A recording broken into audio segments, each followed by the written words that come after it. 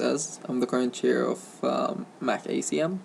Today we'll be solving a bunch of ICPC questions, and even to get the teams into the mood, I'm wearing the ICPC official T-shirt I got from the 2015 ECNA regionals. So yeah, let's start with 478A on Codeforces online judge.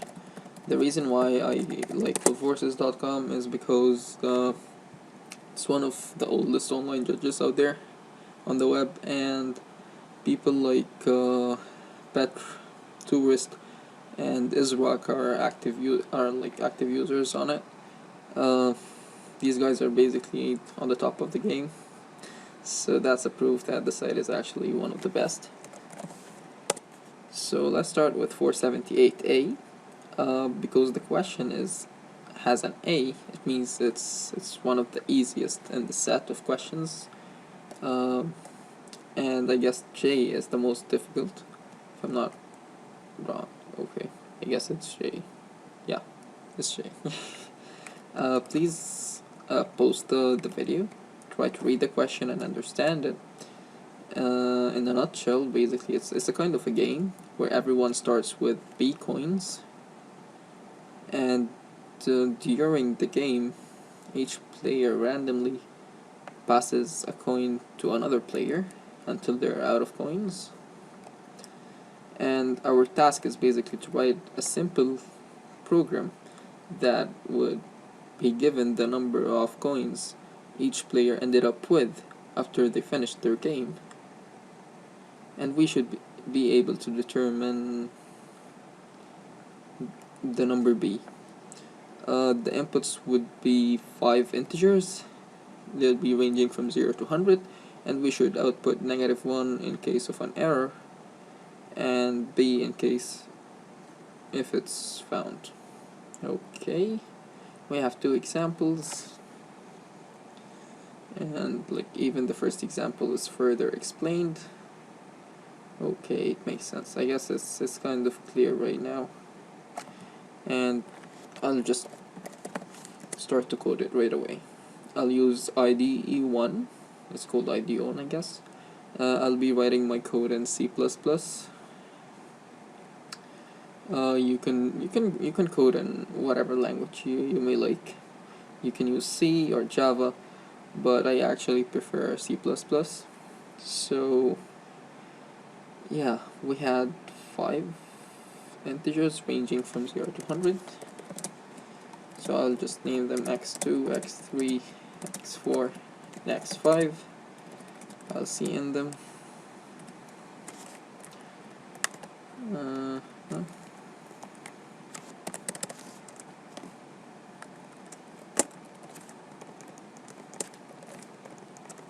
So cin is basically like scanner in Java or scanf in C. I can even use scanf, but I'm too lazy. Yep, so now we got the inputs in. Let's actually grab the sum.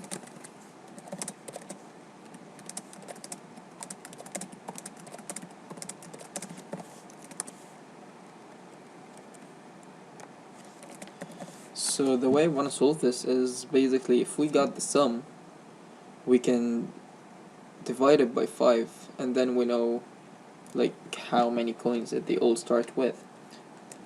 Because for example, in this question, this example, it was 4, 4, that's an 8, with a 5, that's a 13, with a 2, that's a 15, 15 divided by 5, that's 3, so they all started with 3.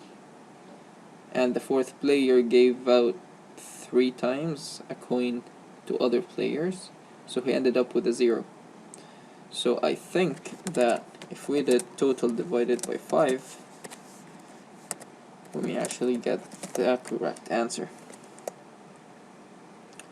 However, if they all added up to 0, of course they had nothing to start with, which is an error. So if total equals 0, we should see out -1.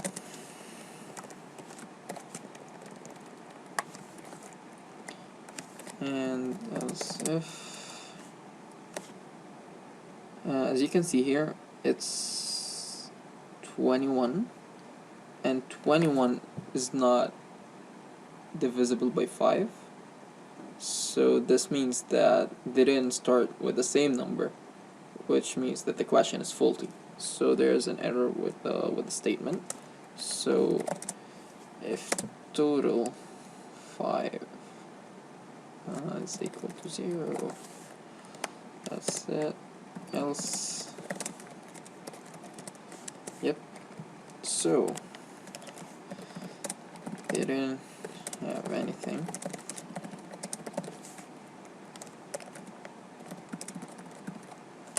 With divisible by 5, very good, and the uniform solution is the correct. Else it's not divisible by 5 and they didn't have the same number of coins to start with, I guess. Turn 0, I think we're good. Yep. So let's actually try this set of inputs, our standard input, and run the code.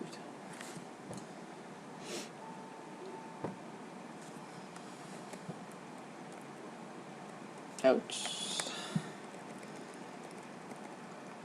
Okay.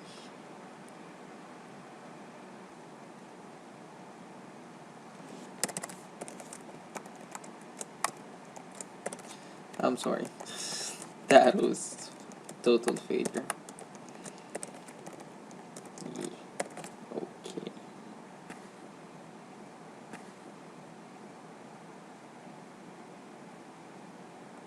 Yep, we got the correct output. So let's test the other set of inputs.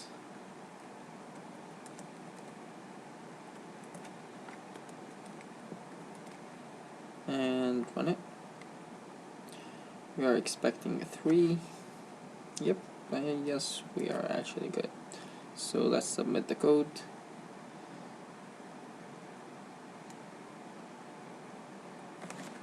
So that was 478A. I'm running C++.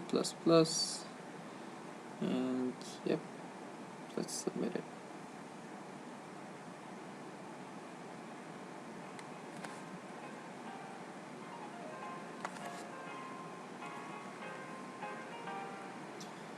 Okay, that was accepted.